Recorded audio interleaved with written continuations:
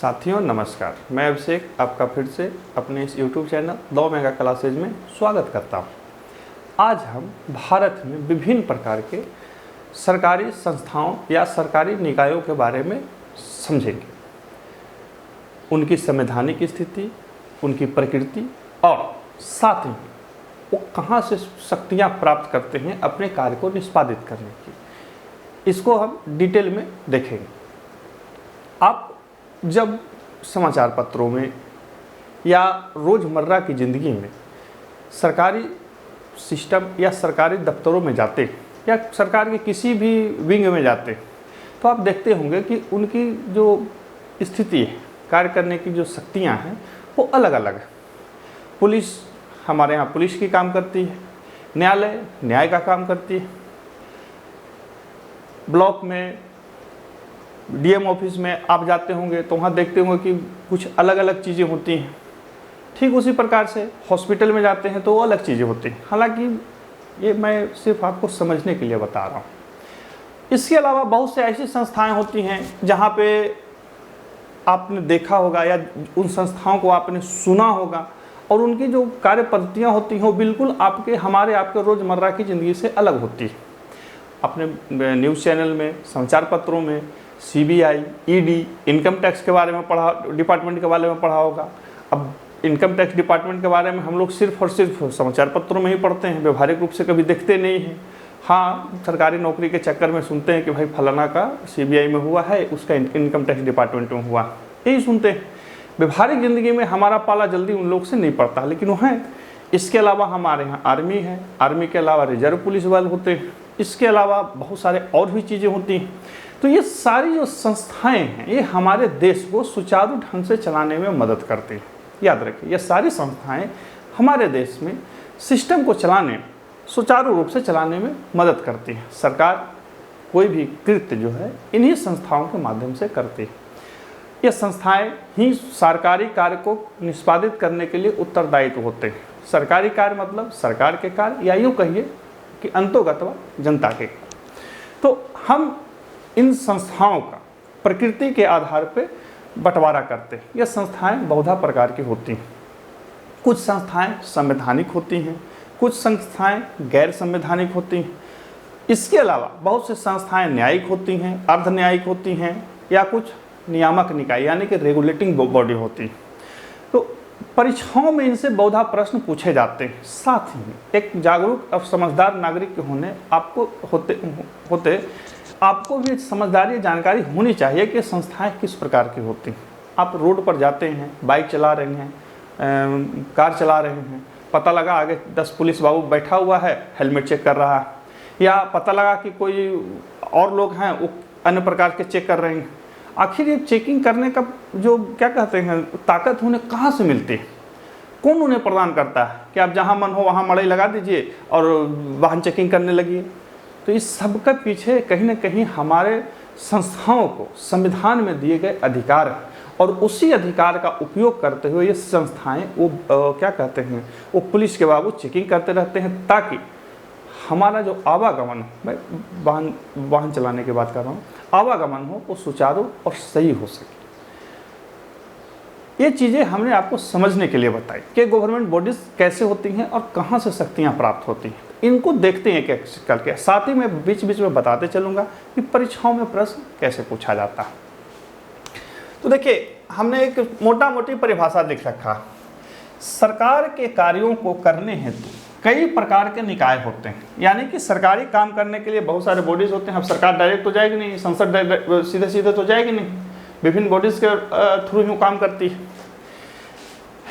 यह निकाय अपनी कार्य की प्रकृति एवं संवैधानिक स्थिति के आधार पर संवैधानिक, वैधानिक, अर्ध न्यायिक, न्यायिक और नियामक निकाय के रूप में होते हैं। देखिए मैंने क्या लिखा, शब्द पर ध्यान दीजिएगा।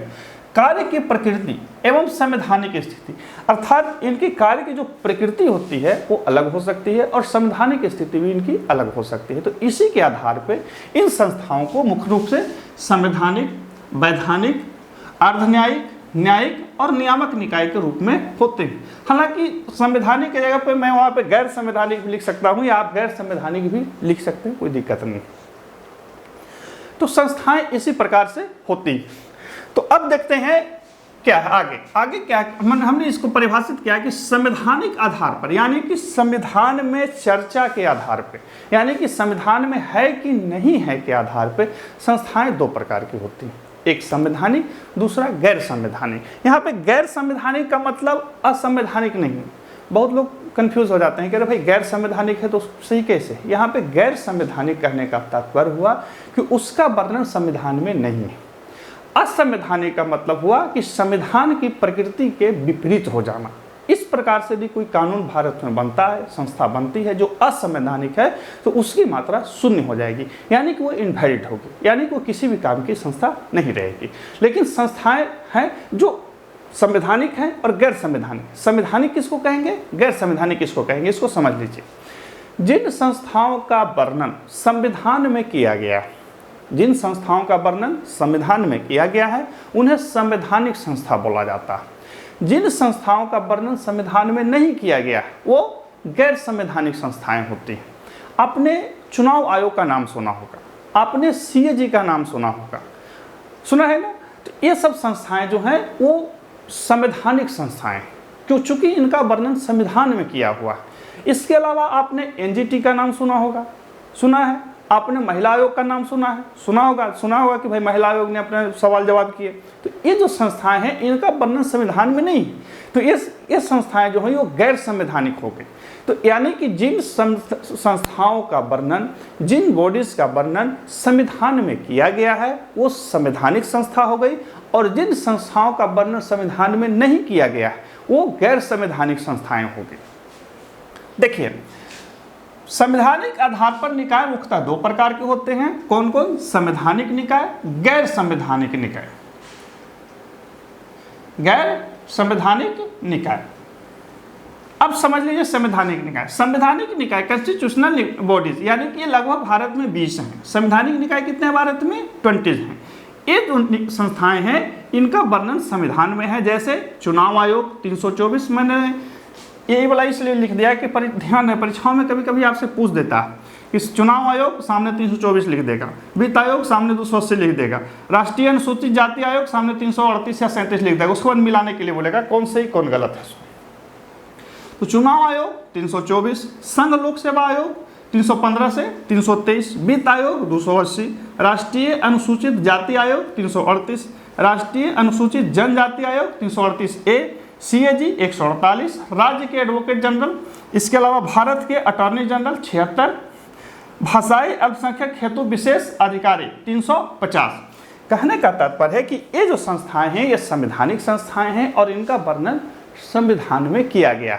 यहाँ यह ध्यान रखिएगा कि जो आपको ABC मिलेगा ना, जैसे A मिला, इसके अलावा कहीं पे अलग मिलेगी, B मिलेगा, तो वो सब जो संस्था, यहाँ पे देखिए B है, तो इसका मतलब हुआ कि इनको संविधान में बाद में जोड़ा गया।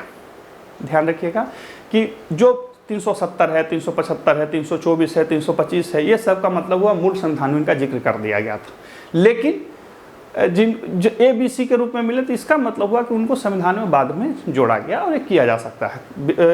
जो कानूनी प्रक्रिया है उसका पालन करते हुए किसी भी संस्था को संविधान में जोड़ा जा सकता है। तो ये संस्थाएं जो हैं ये संवैधानिक संस्थाएं, और संवैधानिक संस्थाओं की कुछ स्थिति होती है।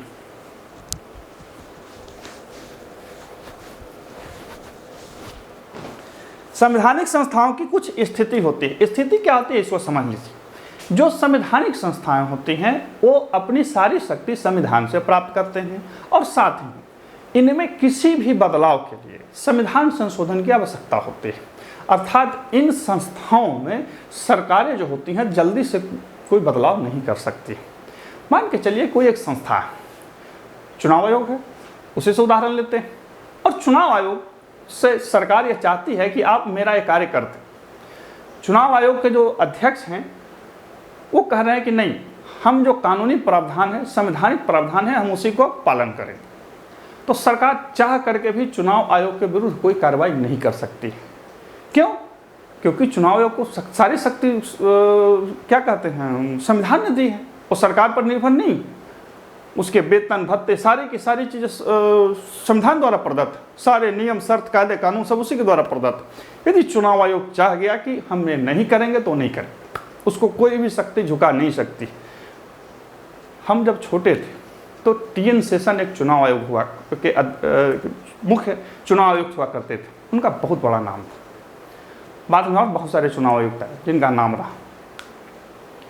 ऐसा इसलिए कि उन्होंने अपने पद और प्रतिष्ठा का निष्पक्ष रूप से उपयोग किया। हालांकि मैं ये नहीं कह रहा हूँ कि बाद के लोगों ने उपयोग नहीं किया, ये मैंने एक समझने के लिए मैंने बात को बोला। मैं किसी को अस्पक्ष या गैर निष्पक्ष नहीं बोल रहा, मैं एक समझने के लिए बोल रहा हूँ कि जब भारत में चुनाव होती थी, चुनाव प्रक्रियाएं बहुत ज़्यादा तेज़ी से आगे बढ़ी, तो उसमें एक पहला व्यक्ति जिसका नाम हम लोगों ने बचपन से सुना था वो TN सेशन थे।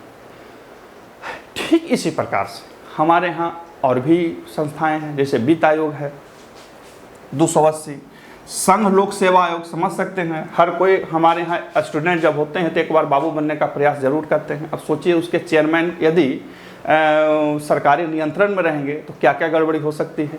तो क्या किया गया कि उनको पूर्णतः सरकारी प्रभाव से अलग रखते हुए संविधान में विशेष अधिकार दी गई है, ताकि वो अपने अधिकारों का उपयोग करते हुए सारी परीक्षाओं का संचालन जो है वो साफ सुथरे ढंग से कर सकें और बिना किसी दबाव के, यानी कि सरकारें चाहकर भी उन पर दबाव नहीं दे सकती। तो इस प्रकार से एक संक्षेप में मैं बताऊं तो संवैधानिक संस्थाएं वो संस्थाएं हैं जो सरकारी प्रभाव से मुक्त होकर के, याद रखिए सिस्टम के प्रभाव से मुक्त होकर के नहीं, तत्कालीन जो सरकारें होती हैं उसके प्रभाव से मुक्त होकर के अपने संवैधानिक दायित्वों का अच्छी तरह से निर्वहन कर सकें। इसीलिए उनको संविधान में जगह दे दी गई है और वो अपने कार्य को करते हैं।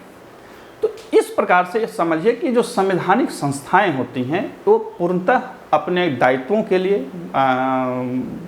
जवाबदेह होती हैं, उन्मुक्त होती हैं, सरकारी प्रभाव से उन्मुक्त होती हैं और साथ ही संविधान के दिए गए या संविधान के द्वारा दिए गए अपने अधिकारों का उपयोग करते हुए अपने दायित्वों को निर्वहन करती हैं।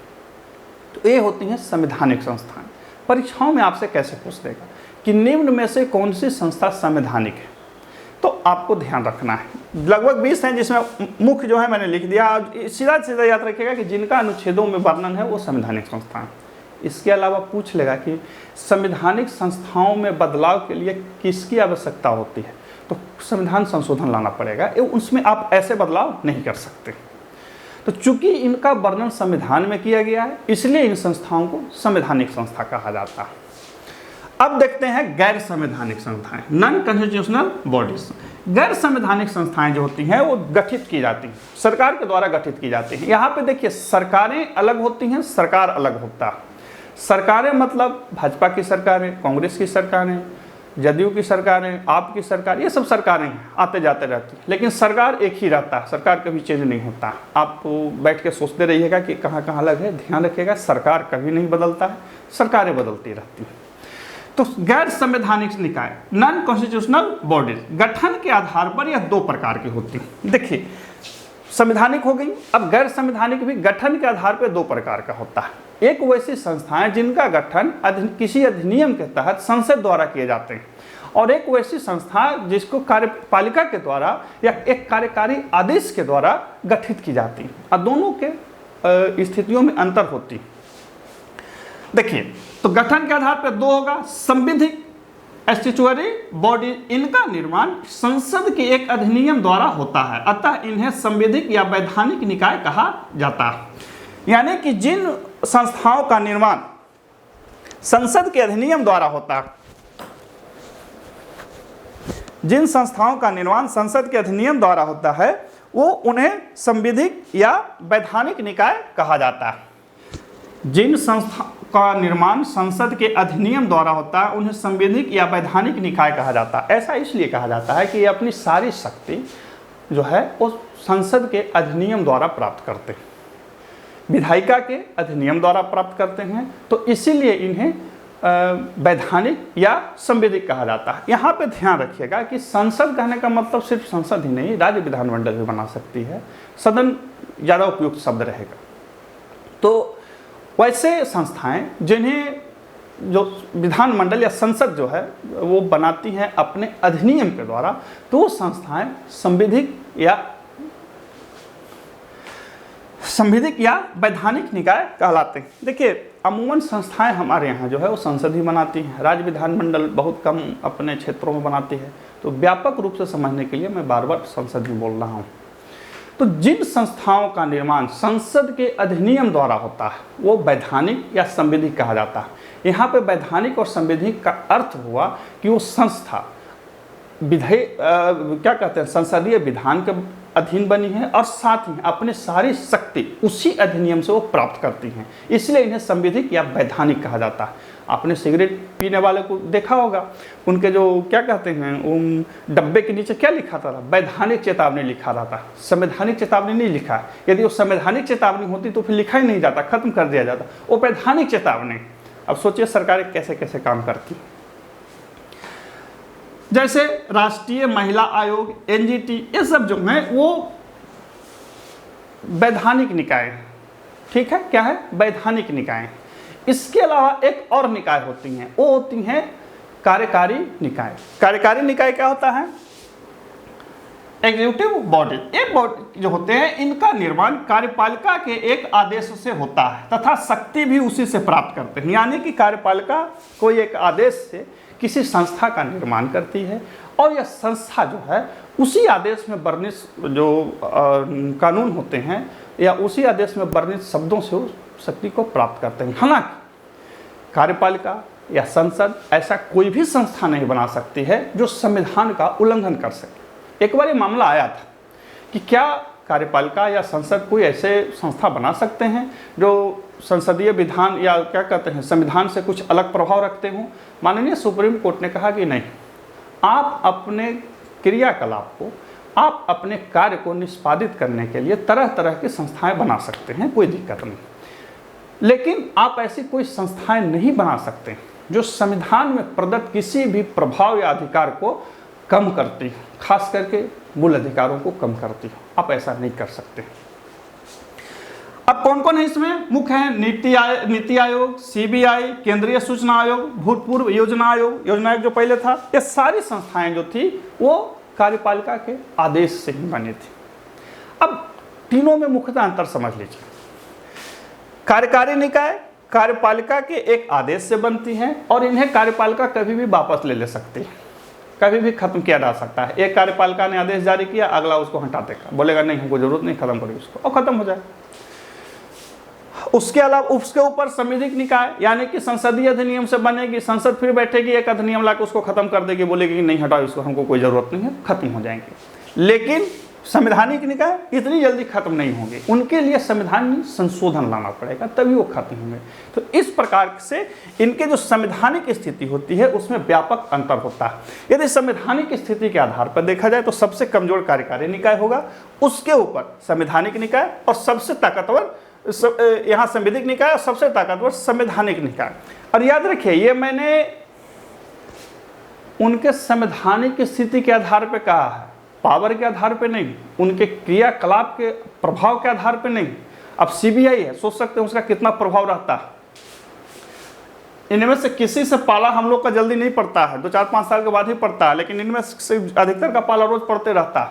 अब सीबीआई है, हमेशा उसका पाला पड़ता है। एनजीटी वाले सभी संस्थाओं से उनका पाला पड़ जाता है। तो ये संस्थाएं जो हैं ये संवैधानिक आधार पे हमने बताया आपको कि कौन कितना पावरफुल है, कम पावरफुल, लेकिन अपने कार्य की प्रकृति के आधार पे वो हो सकती है कि कोई कार्यकारी संस्था जो है वो संवैधानिक संस्था से ज़्यादा प्रभाव रखती हो। ये ऐसा हो सकता है क्योंकि सरकारें जो हैं इन संस्थाओं का निर्माण अपने कार्य को निष्पादित करने के लिए करती हैं। अब एक सवाल आपके मन में आ सकता है कि जब संस्थाएं हैं तो सभी को संवैधानिक क्यों नहीं बना दिए जाते या सभी को गैर संवैधानिक क्यों नहीं बना दिए जाते। तो देखिए संवैधानिक संस्थाएं जो हैं हमारे लोकतंत्र को बचाने के लिए रखी गई हैं। संवैधानिक संस्थाएं हमारे लोकतंत्र को बचाने के लिए तत्कालीन समय में रखी गई थी, बाद में कुछ उनको जोड़ दिया गया। इसके अलावा वैधानिक और कार्यकारी निकाय जो हैं वो हमारे कार्य को सुचारू ढंग से करवाने के लिए बनाए जाते हैं। अब सरकार है, 10 साल, 5 साल, 20 साल, 25 साल के बाद चीज़ें और स्थितियां बदल जाती हैं। अब जो संविधान में प्रदत्त है उसी के अनुसार चलेंगे तो लकीर का फकीर वाला मामला हो गया। अब जिस समय देश बना था उस समय तो इसरो नहीं थी, उस समय इसरो का स्थापना किया गया। अब जब इसरो बना तो उसका कुछ न कुछ कायदा कानून होगा। तो ठीक इसी प्रकार से आज से 100 साल बाद, 500 साल बाद हो सकता है कि कोई एक अंतरिक्ष आयोग बना दिया जाएगा कि भाई उसका काम होगा कि कुछ भारतीय जो अंतरिक्ष में घूमने टहलने जाएंगे उनको रेगुलेट करेगा। तो चीज़ें बदलती हैं और पूर्णतः बदल जाती हैं। तो इस स्थिति को ध्यान में रखते हुए संस्थाओं का निर्माण किया जाता है।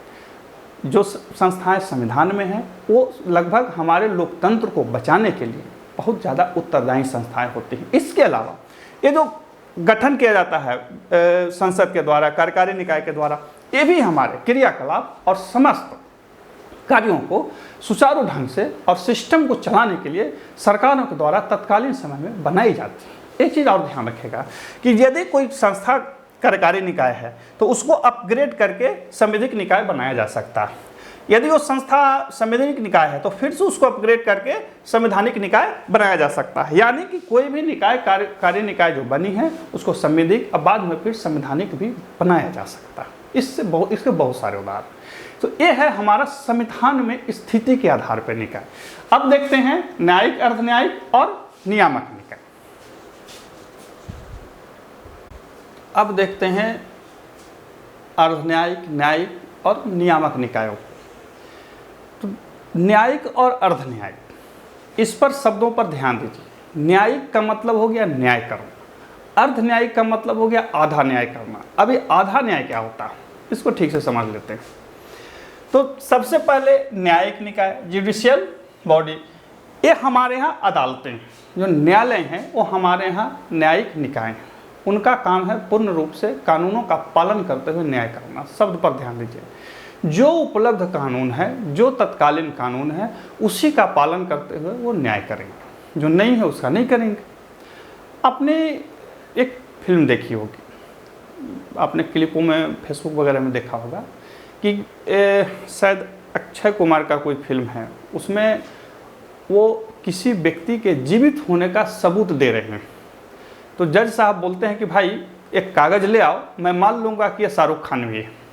कहने का मतलब है कि यहाँ पे बहुत सारे लोग हंसते हैं या मजाक उड़ाते हैं, मजाक उड़ाने की बात नहीं। कहने का मतलब है कि अदालतें जो हैं वो उपलब्ध साक्ष्यों और जो कागज़ है उस पर और साथ ही जो तत्कालीन सारे गवाह मौजूद हैं उसी के आधार पर फैसला करती है। हालांकि वर्तमान में अदालतें इससे आगे बढ़ी हैं, ये समस्त उन मानवीय भाव मूल्यों को भी तवज्जो देते हुए आज फैसले कर रही है, लेकिन मूल यही है कि अदालतें कानून का पालन करते हुए फैसला करती हैं। तो ये हमारे यहाँ न्यायिक निकाय है। देखिए ये जो कथा कहानी सुना है वो समझने के लिए बताया कि आप समझिए, चीज़ें जो होती हैं वो समझना पड़ता है। सारी जो ये व्यवस्था चलती है वो आपके गैर समझदारी से नहीं चलती है, समझदारी से चलती है। और संविधान में जो शब्द और पद लिखे हुए हैं आपको उसको व्यापक अर्थ में समझना होगा। जब आप समझेंगे तभी आप परीक्षाओं में जब बैठेंगे तो अपना उत्कृष्ट प्रदर्शन कर पाएंगे। मान के चलिए आप नहीं समझ पा रहे हैं, तो नहीं समझ पा रहे हैं तो फिर आप गड़बड़ा जाएंगे। आपको वैधानिक और संवैधानिक में इस अंतर नहीं नज़र आ रही है तो फिर आप परीक्षा कैसे पास कर पाएंगे। तो न्यायिक निकाय भारत में न्यायालय हैं जो कानून का पालन करके न्याय करते हैं। ध्यान रखिए, कानून का पालन करके, वो कानून से बाहर जाके न्याय नहीं कर सकते, कानून का पालन करते हुए ही वो न्याय कर सकते हैं। तो न्यायिक निकाय हमारे यहाँ न्यायालय। अब मामला आता है अर्धन्यायिक पे। अर्धन्यायिक पे जो है वो परीक्षाओं में बहुधा प्रश्न पूछे जाते हैं, खास करके जो छोटे छोटे नंबरों के परीक्षाएं होती हैं 10 लाइन 5 लाइन लिखने वाली, उसमें ज़्यादा पूछा जाता है। छोटे छोटे नोट्स पूछे जाते हैं। आपका 4 अंक के जो परीक्षाएं होती है जिसमें 200-300 शब्दों में लिखना होता है, उसमें बहुधा ये पूछा जाता है कि एक अर्धन्यायिक निकाय को आप कैसे देखते हैं। ये भी पूछ सकता है कि 300 शब्दों में वर्णन करें कि अर्धन्यायिक निकाय क्या होते हैं और वो कैसे कार्य करते हैं, ये पूछा जाता है। तो सबसे अच्छी तो ये है कि आप मानक किताब पढ़ें। हम लोग जैसे लोगों का जो वीडियो है आप रास्ते चलते हुए यात्रा में देख सकते हैं ताकि रिवाइज होते रहे। तो क्वासी जुडिशियल बॉडी, अर्धन्यायिक निकाय, मैंने अंग्रेजी में लिख रखा है। देखिए यह सरकार या न्यायालय द्वारा गठित निकाय हैं जो खास क्षेत्र में प्रभाव रखते हैं, जैसे सेबी, एनजीटी, राष्ट्रीय मानवाधिकार आयोग। देखिए ये जो अर्धन्यायिक निकाय होते हैं इनका स्थापना या इनको जो स्थापित किया जाता है वो सरकार करती है या कभी कभी न्यायालय भी करती है, और ये किसी खास क्षेत्र के लिए ही होती है। यहाँ पे देखिए नाम देखिए, सेबी अपने विशिष्ट क्षेत्रों में ही करेगी, एनजीटी अपने विशिष्ट क्षेत्रों में ही कार्य करेगी, राष्ट्रीय मानवाधिकार आयोग विशिष्ट क्षेत्र में ही कार्य करेगी, और ये अपने कार्य के लिए पूर्ण रूप से उत्तरदायी भी होते हैं और इनको समस्त शक्तियां प्रदान की जाती हैं, और साथ ही इनके जो फैसले होते हैं वो पक्षों पर मान्य होते हैं। आप भाग नहीं सकते हैं।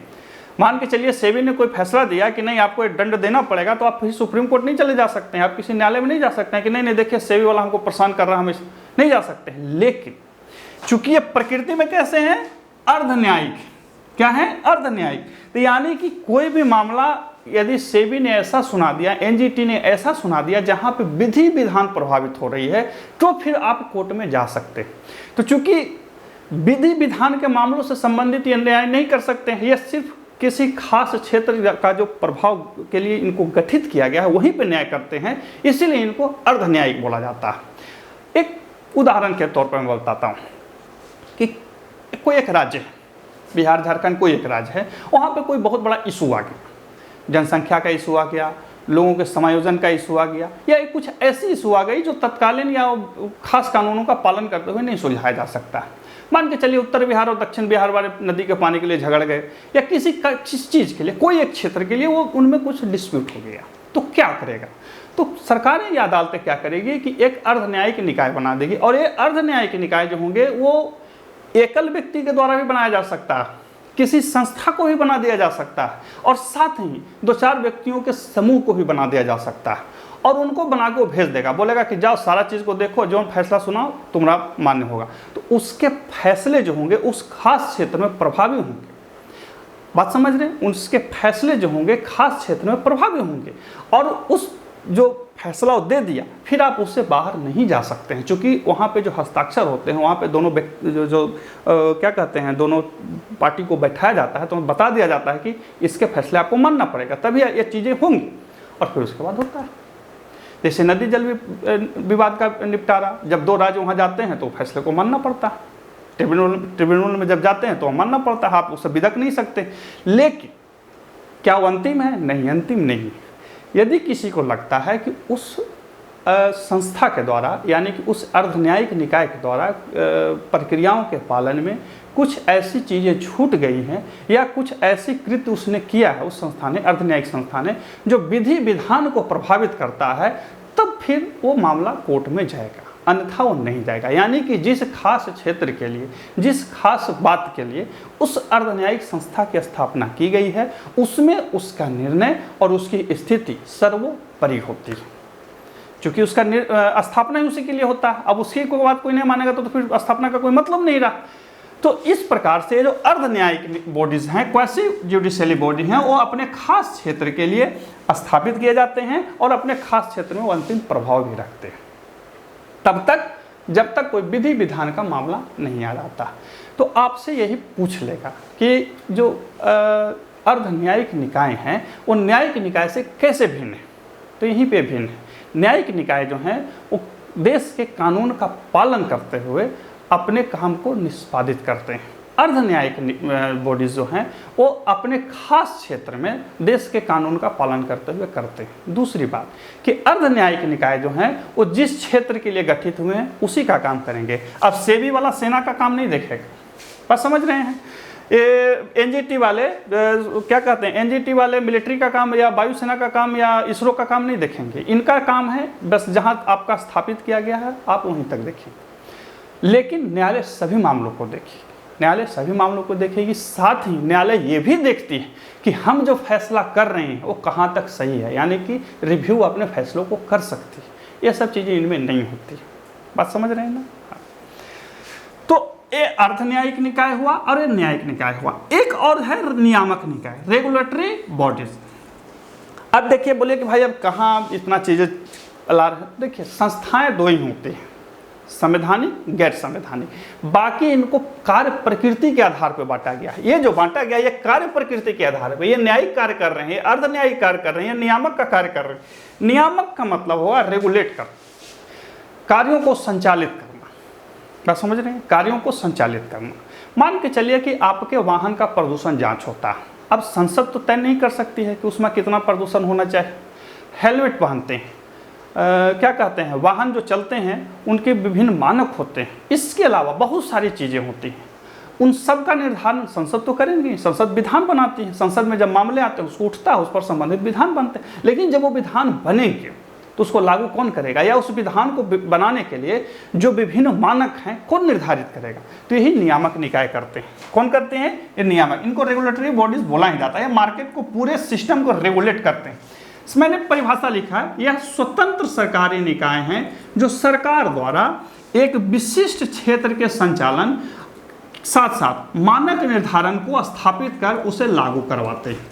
यानी कि किसी खास क्षेत्र के लिए ये होते हैं, संचालित होते हैं और साथ ही मानकों को निर्धारित करते हैं और मानकों को लागू करवाते हैं। जैसे आरबीआई। कौन कौन है? RBI, SEBI, NABARD, FSSAI, CCI. ये सब जो संस्थाएं हैं वो अपने खास क्षेत्र से संबंधित होते हैं, उससे संबंधित विधि विधान को बनाते हैं, संसदीय मंजूरी मिलती है और उसको फिर लागू करवाते हैं। आप भारत में कोई भी व्यापार, कोई भी सिस्टम, अर्थव्यवस्था का सिस्टम, बैंकिंग सिस्टम, किसी भी प्रकार के मुद्रा से सिस्टम को आरबीआई से बाहर नहीं जा सकते हैं। जो आरबीआई का गाइडलाइन है उसको आपको मानना ही पड़ेगा। आप कोर्ट में नहीं चले जा सकते हैं कि नहीं हम आरबीआई का बात नहीं मानेंगे, हम संविधान का बात मानेंगे, संविधान में लिखा नहीं। संविधान ने आरबीआई को ताकत दी है कि आप इस पूरे मार्केट को, आप उस पूरे अर्थव्यवस्था के सिस्टम को रेगुलेट कीजिए, तो आरबीआई का सिस्टम आपको मानना पड़ेगा। उसी प्रकार से सेबी, नाबार्ड, एफएससीआई खान पान से संबंधित है, राष्ट्रीय प्रतिस्पर्धा आयोग, सीसीआई, ये सब की चीज जो बॉडीज हैं ये रेगुलेट करती हैं और ये हमारे दैनिक क्रियाकलापों को रेगुलेट करती हैं, संचालित करती हैं और इनकी बातों को मानना सभी पर बाध्यकारी होता है। बात समझ रहे हैं? अब आप एक चीज मन में आ सकता है कि भाई सेबी यहाँ भी लिखे हैं, सेबी यहाँ भी लिखे हैं, हो सकता है सेबी गैर सरकारी संस्था में भी हम लिख देते हूँ, मेरी मर्जी थी।